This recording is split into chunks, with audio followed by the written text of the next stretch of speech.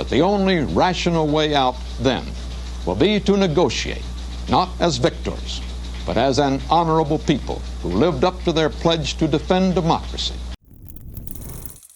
Walter Cronkite became known as the man who ended Vietnam with one broadcast. But government documents reveal something darker. The FBI was secretly watching him. Nixon's team was furious about his Watergate coverage. They tried to pressure CBS executives behind the scenes. Cronkite received death threats and needed bodyguards. The establishment wanted him silenced. But the biggest scandal isn't what they did to him. It's what the media did to us. They sold us a story about their own importance that was completely false. The conspiracy runs deeper than you think. Walter Leland Cronkite Jr. was born on November 4th, 1916, in a quiet Missouri town called St. Joseph. His father was a dentist, but the practice never brought in much money. Things got tough. The family had to move again and again just to stay afloat. When Walter turned 10, they packed up everything and left Kansas City for Houston, Texas, hoping for a better life. These constant moves made his childhood feel unstable, but it also gave him something most people never develop: a deep hunger to work hard and never give up. Years later, when he went to the University of Texas, his grades dropped, and his family couldn't afford the tuition anymore. But even that disappointment pushed him further. He learned to survive hard times, and that shaped the honest, tough way he would later report the news. In Houston, he went to San Jacinto High School. That's where he first found his love for journalism. He became the editor of the school newspaper, which used to come out just a few times a year. But with Walter in charge, it became a real paper. It came out every month, filled with stories and sports and news that mattered to students. His teacher, Fred Burney, wasn't just a teacher. He was an old-school newsman who saw something special in Walter. By the time Walter graduated in May 1933, he wasn't just a student. He was already acting like a reporter. That same year, he started college at the University of Texas. At first, he studied mining engineering because he thought he might strike it rich in the oil business. But that dream didn't last. He sat in physics class with a professor named C. Paul Boner and realized he was in over his head. He started skipping science lectures to go to football games and jazz shows. He lived in a fraternity house that once belonged to a famous political advisor. He even ran for freshman class vice president on something called the New Deal ticket and lost. In 1935, after 2 years of bad grades and lost focus, he dropped out. He told his daughter years later that this decision haunted him. He felt embarrassed for never finishing school. Still, he didn't stop moving forward. In 1935, he got his first radio job at WKY in Oklahoma City. He wasn't making much money. When he switched to a station in Kansas City the next year, he had to use a fake name, Walter Wilcox, because stations didn't want listeners to follow someone if they switched networks. But something big happened there. He met a young woman named Betsy Maxwell. She would later become his wife. In 1937, he joined United Press and began working as a real journalist. It was hard work. He made just $57.50 a week. But then came a big offer. Edward R. Murrow from CBS wanted him. The offer was $125 a week plus $25 in commercial bonuses. For Walter, it was like a door finally opened after years of pushing. He didn't need to see a disaster to become obsessed with news. But at age 12, something did change him. He read a story in Boy's Life magazine about a foreign correspondent. That was it. He knew right then what he wanted to do. He didn't want fame or money. He just wanted to be that guy, the one who told the world what was really happening. He stayed loyal to that dream his whole life. At United Press, he was trained to get the facts right, write simply, and get the story out fast. And that style would become his trademark. In 1937, working in Kansas City, he began reporting on some of the most dangerous stories in the country. The city was crawling with gang violence and political corruption. He had to report on organized crime while trying not to get targeted himself. It was a city still feeling the shadow of Tom Pendergast, a powerful political boss linked to the underworld. Then, everything changed in December 1941. After Pearl Harbor, United Press sent Cronkite to New York and then to the Navy's press office. He was going to cover the war. He didn't just report from behind a desk. He flew into combat. He was one of only 8 reporters allowed to fly on B-17 bombing runs over Nazi Germany. He was with the 303rd Bomber Group. On one terrifying mission, they hit heavy flak at 14,000 feet. Cronkite watched fiery bursts explode just feet from the plane. Shrapnel punched holes through the metal skin. He wrote in his diary that he'd rather walk into Berlin itself than fly through that again. But those missions gave him a kind of courage and truth that few reporters ever experience. He almost missed D-Day. At first, he was stuck in the London office. He was crushed. He wanted to be there with the troops. But at 1:30 a.m. on June 6, 1944, a man knocked on his door. It was Captain Hal Leyshon. Cronkite had been selected in a secret draw to join the air coverage of the invasion. He flew with the same bomber group he knew so well. But the weather was so bad that they couldn't drop their bombs and had to turn back. Even that moment, flying through a sky packed with planes, trying not to crash, became a story. His report didn't get the headlines like the beach landings did, but it still mattered. Later that year, during the Battle of the Bulge, he was in the freezing cold with American troops. He saw soldiers shaken by fear, some deserting their units. He reported all of it, the good and the bad. Military leaders hated it. They warned him to stop or lose his frontline access. But Cronkite didn't back down. He knew the truth mattered more than anyone's pride.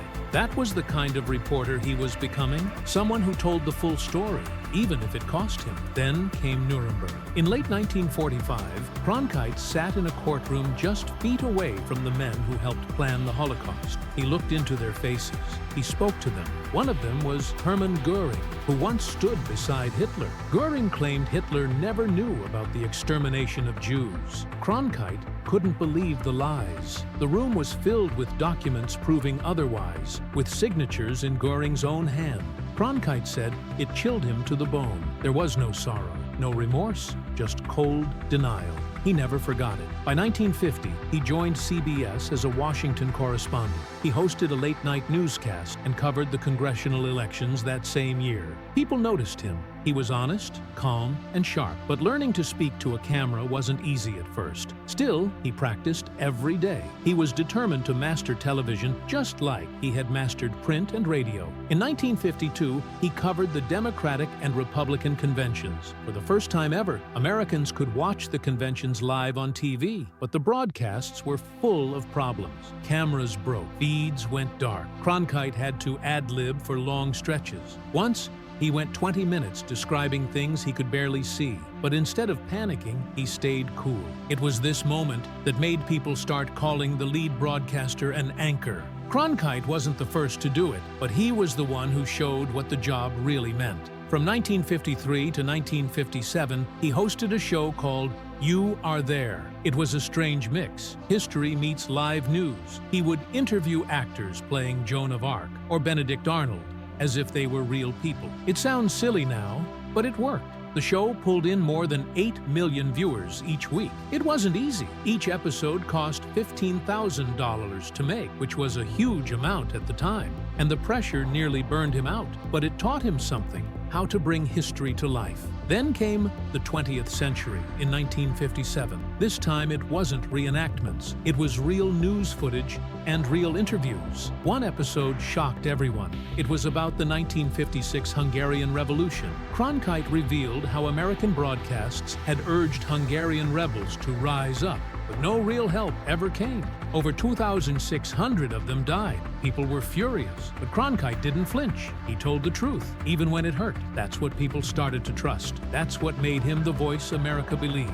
On November 22, 1963, Walter Cronkite sat in the CBS newsroom when the bulletin came in. It was 2:38 p.m. Eastern Time. He took off his glasses, looked up at the studio clock, and then spoke words that shocked the nation. He said, "From Dallas, Texas, the flash, apparently official. President Kennedy died at 1 p.m. Central Standard Time." His voice cracked. He paused. And then, calmly but heavily, he said, "Lyndon Johnson would be the next president." That moment became one of the most unforgettable in television history. Just 2 months before, on September 2nd, Kennedy had given Cronkite an interview for CBS's new evening show.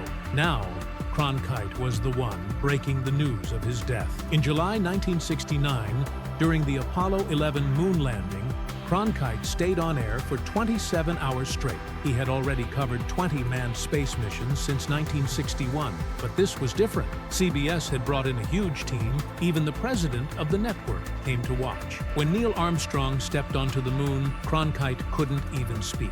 All he said was, "Oh boy." It was the moment he'd waited for his entire career, but the words wouldn't come. But while he showed calm on air, Cronkite had his doubts. He had seen how much NASA had to prove. Behind the scenes, CBS worked non-stop to make the broadcast perfect. They used a special color camera system made just for the mission. It was called the most ambitious live show in history, and Cronkite carried it with nothing but his voice and his honesty. During the 1960s, the FBI was secretly spying on Martin Luther King Jr. They bugged his hotel rooms, followed him everywhere, even tapped his home phones. 8 agents would be sent every time King checked into a new hotel. They also wiretapped his close friends, pretending to be phone repairmen. They found out about King's private life and sent him an anonymous letter along with tapes telling him to take his own life. This surveillance lasted from 1963 until King was killed in 1968. Cronkite knew about the wiretaps, but when he reported on civil rights, he stayed focused on truth, not gossip. In August 1968, Cronkite was covering the Democratic National Convention in Chicago when violence broke out. Police attacked protesters and even reporters. One officer punched Dan Rather live on TV. Cronkite, usually calm, lost it. He said, "I think we've got a bunch of thugs here, Dan." For someone known as the most trusted man in America, this was shocking. People described him as looking like everyone's dentist, polite and mild. But that night, he let the world see how angry he was. The scenes of police with military gear were broadcast across the country. Later, a government report called it a police riot. In February 1968, Cronkite went to Vietnam. What he saw changed him. The Tet Offensive had just happened, and cities like Saigon and Hue were torn apart. He walked through ruins, talked to confused and tired soldiers, and heard things that didn't match the official reports. Just 3 years earlier, in 1965, he had flown on combat missions and supported the war. But now he saw something different, a broken land, a war that no one seemed to understand. He tried to reach Khe Sanh but couldn't, because fighting was still going on. What he saw during those 2 weeks shattered his faith in the war. Then, on February 27, 1968, he went on air with a special. It was called Report from Vietnam. He said America was stuck. He said the war couldn't be won, and it was time to talk peace. He didn't call it a loss. He said America should negotiate not as victors, but as an honorable people. What the public didn't know was that off-camera, generals had told Cronkite they didn't believe the war could be won either. He had seen the truth, and now he was telling the country. The reaction was instant. Almost 20 million people watched the broadcast. Some praised him for telling the truth. Others said he was a traitor. Hate mail poured in. Threats came. CBS had to assign bodyguards to protect him and his family. Many believed he had just given hope to America's enemies. It was one of the most explosive broadcasts in TV history. Some viewers never forgave him. Others never trusted the government again. The country was already divided, but this made the split deeper. Inside CBS, executives were in panic. Cronkite had always been neutral. Now he had given a personal opinion. Memos were sent back and forth. Some wanted him fired. They feared it would hurt the network's reputation. They were scared about how the government and advertisers would react. But Cronkite was too big to fire. He had too much public support. In the end, they kept him, but the event changed journalism forever. After that, TV anchors were no longer just readers of the news. They were seen as voices of reason or dissent. That same year, more people started questioning the war.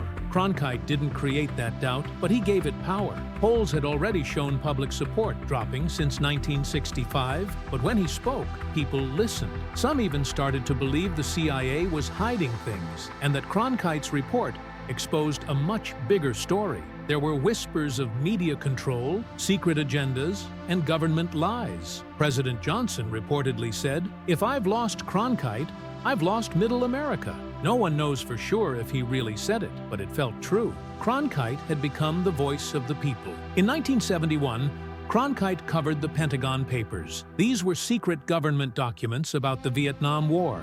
They showed how the public had been misled. Cronkite read the documents on air. The Nixon administration tried to sue CBS, wanting to stop the story, but the case went to the Supreme Court, and on June 30th, 1971, the court ruled that the press had the right to publish. Cronkite had taken a huge risk. Even people inside CBS were worried, but he didn't stop.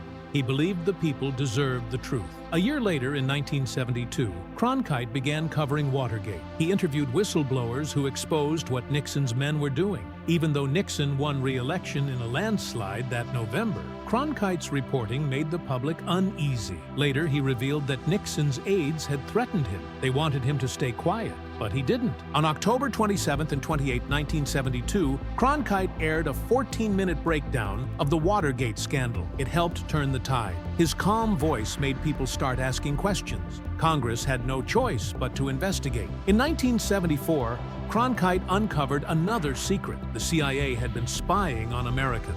They were opening mail, watching civil rights leaders, even tracking regular people. It was all illegal. Cronkite's special report caused outrage. Congress started the Church Committee hearing, and they found massive abuse of power. Cronkite had once again shined a light in a dark place. Some in the intelligence world saw him as a threat, but to the public, he was a hero for exposing what no one else dared to say. And during the energy crisis of the 1970s, Cronkite went after oil companies. He reported how they were raising prices while Americans struggled. Exxon pulled their ads from CBS in protest, costing the network millions. But Cronkite kept going. He said the truth mattered more than money. At that time, America's oil imports had jumped from 18% in 1960 to over 40% by the mid-1970s. Cronkite exposed how companies were creating fake shortages just to drive up prices. His reports made enemies, but they also woke up the country. Walter Cronkite got married to Mary Elizabeth Betsy Maxwell on March 30th, 1940. They met while working together at a radio station called KCMO in Kansas City. Their marriage lasted almost 65 years, right up until Betsy passed away from cancer on March 15, 2005. They raised 3 children together: Nancy, Mary Kathleen, who they called Kathy, and Walter Leland Cronkite III, who went by the nickname Chip. In his 1996 book, Walter said Betsy had a sharp sense of humor and was incredibly patient with the unpredictable life of a news reporter. He believed that's what kept their marriage strong for so many decades. There were no public scandals or separations. Betsy stayed home and raised the children while Walter traveled the world covering wars and major events. Their son, Chip, often said that his father kept work and home life completely separate. Walter didn't bring his opinions or the weight of his job into the house. Chip spoke at his father's funeral and once appeared on a morning show to share stories about him. There were no reports of Chip having any learning disabilities like dyslexia, or of Walter hiding such things to protect his reputation. They lived a quiet and private family life. Even during the years Walter was one of the most famous names in America. Away from the newsroom, Walter had another great love: sailing. He named every boat he owned Wintje, which he pronounced Win-T. One of his favorites was a custom-built 48-foot sailboat, and another was a West Sail 42 made by a well-known designer. He kept his boats docked at Martha's Vineyard, where he had a home by the water. His close friend Gary Jobson once talked about sailing with him in the 1981 Marion to Bermuda race, which happened just a few weeks after Walter retired from CBS. He became honorary Commodore of the Vineyard Cup Regatta and served as the honorary chairman for Sail Martha's Vineyard. People loved watching him out on the water, and there were no real scandals or accidents tied to his boating life, despite rumors of a 1978 capsize. Nothing ever showed up in records or interviews about that. Walter stepped down from the CBS Evening News on March 6, 1981, just before he turned 65. CBS had a rule that anchors had to retire at that age. Dan Rather took his place the following Monday, but things behind the scenes were tense. Mike Wallace, another CBS reporter, said Dan didn't want Walter sticking around as a mentor or advisor. That hurt Walter deeply because he had hoped to guide the next generation. He tried to stay involved by hosting a science series called Universe, but that only lasted until 1982. By then, his role at the network had shrunk, and he was slowly pushed aside. Still, people across the country kept trusting him more than presidents or popes. His farewell line was simple but powerful. He said old anchormen don't fade away, they just keep coming back for more. In retirement, Walter started showing his true political opinions. During his career, he had stayed neutral, but now he openly leaned left. In the 2000s, he became a vocal critic of President George W. Bush and the Iraq War. By 2003, he was writing newspaper columns blasting the war and pushing for troop withdrawal. He even said the war in Iraq felt just like Vietnam had back in 1968. He joined groups like the Interfaith Alliance and supported drug policy reform. He also believed in something called world government and won an award for saying that total national control often leads to chaos across the world. Some people admired this side of him. Others said he had lost the objectivity that made him great. Back in 1981, President Jimmy Carter gave Walter the Presidential Medal of Freedom, honoring his long career in journalism. But his later years weren't without trouble. There were whispers of plagiarism, but no solid proof. Still, many people watched him closely and sometimes questioned his political writing. He never really stopped working. In 1998, he covered John Glenn's return to space, just like he had covered Glenn's first mission in 1962. He also lent his voice to Disney rides, IMAX movies, and an animated show called Liberty's Kids, which earned him Daytime Emmy nominations in both 2003 and 2004. Even in his 80s, he stayed active. He hosted the Kennedy Center Honors until 2002 and the Vienna New Year's concert on PBS until 2008. In 1996, he released his memoir called A Reporter's Life. In it, he shared stories about how he made decisions during his time on air. He talked about being cautious and only reporting something once it was confirmed. One example was the day President Kennedy was assassinated. Walter didn't announce his death until the news was absolutely certain. That careful approach came from his early days as a wire service reporter. He also reflected on his famous Vietnam editorial from 1968. At first, he wasn't sure if it really influenced President Lyndon Johnson's decision not to run again, but later, after speaking with former Johnson aide Bill Moyers, he came to believe his words may have played a role. There's a famous quote tied to that moment. "If I've lost Cronkite, I've lost Middle America," supposedly said by Johnson after watching Walter's Vietnam report, but that story is false. Johnson was in Texas that night, celebrating Governor John Connally's birthday, not watching TV.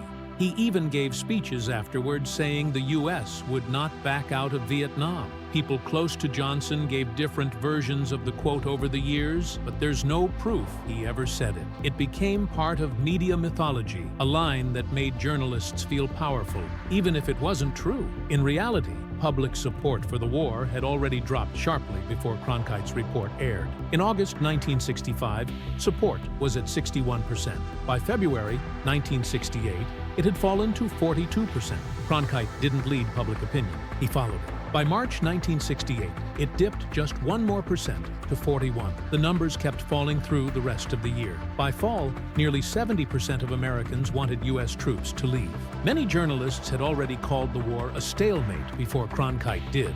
His commentary just echoed what people already believed. The war ended because of military failures and political decisions, not because of one broadcast. The Paris Peace Accords were signed on January 27, 1973, 5 years after Cronkite's report. The deal called for U.S. troops to leave within 60 days, but North Vietnam got to keep its soldiers in the South. The true end came on April 30, 1975, when North Vietnamese forces took over Saigon. The last American soldier killed in the war was Lieutenant Colonel William B. Nolde, just before the ceasefire. The draft officially ended on June 30th, 1973. It was long, bloody, and costly, but it didn't end because of a TV moment. A media scholar named W. Joseph Campbell wrote a book called Getting It Wrong. He said the so-called Cronkite moment was one of journalism's biggest myths. He looked at all the polling and the timing and concluded that Cronkite didn't shape public opinion. He simply reflected it. Even Walter himself admitted in 1997 that he wasn't sure his report made any real difference until he heard second-hand stories. The truth was that people had already made up their minds. Still, not everyone was calm about it. President Richard Nixon was deeply paranoid and feared journalists. After the Pentagon Papers were leaked, he went on a rampage. He ordered lie detector tests and shouted about conspiracies. Walter became one of his targets. The FBI even started watching him. Nixon was especially angry when Walter devoted 14 minutes of airtime on October 27, 1972, to the Watergate scandal. The next night, he did 8 more minutes. That was rare back then, and it helped Americans finally understand how serious Watergate really was.